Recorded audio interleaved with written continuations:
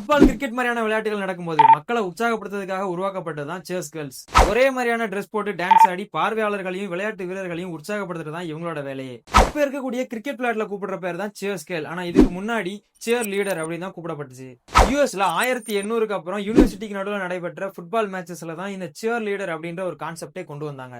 ஆனா இதுல என்ன முக்கியமான விஷயம்னா, அப்போ சேர் லீடர் அப்படின்னா அது ஆண்கள் தான் வருவாங்க. ஆண்கள் தான் விளையாட்டு வீரர்களை உற்சாகப்படுத்துறதுக்காக டான்ஸ் ஆடியும் பாட்டு பாடியும் ஊக்கப்படுத்துவாங்க. 1898 அமெரிக்கால மின்னசோட்டாங்கிற ஒரு யூனிவர்சிட்டியில ஜானி கெம்பல் அப்படின்றவர் தான் முதல் சேர் லீடரா உருவாயிருக்காரு. அதுக்கப்புறம் அவரோட பல மாணவர்கள் சேர்ந்து சேர் லீடரா செயல்படுறாங்க. 19ஆம் நூற்றாண்டுக்கு அப்புறம் காலேஜஸ்ல விளையாட்டுகளுக்கு அதிக முக்கியத்துவம் கொடுக்கறதுனால பெரிய அளவிலான ஸ்டேடியம்ஸ் கட்டுறாங்க.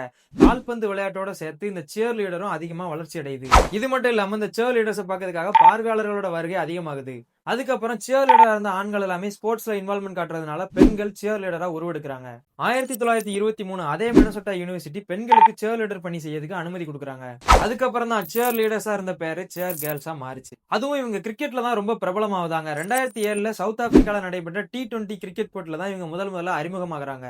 அதுக்கப்புறம் 2008 ஐபிஎல் T20ல இவங்க மக்கள்கிட்ட ரொம்பவே பிரபலம் அடைறாங்க. ஒரு விளையாட்டு தொடங்கும் போது இவங்க சத்தம் எழுப்புறதுல இருந்து கடைசி முடிகிற வரைக்குமே இவங்க பண்ற செயல்கள் எல்லாமே வரவேற்கப்படுது. சிஎஸ் கேர்ளா இருக்கிறதுக்கு நடன திறமை மட்டும் போதாது, அதுக்கு அழகும் வசீகரமான தோற்றமும் வேணும்னு சொல்றாங்க. இதுல சேர்றதுக்கு நிறைய பயிற்சிகள் தேவை. தடகள திறன், வளைவுத்தன்மை, கட்டுக்கோப்பான உடல் தகுதி எல்லாமே வேணும்னு சொல்றாங்க.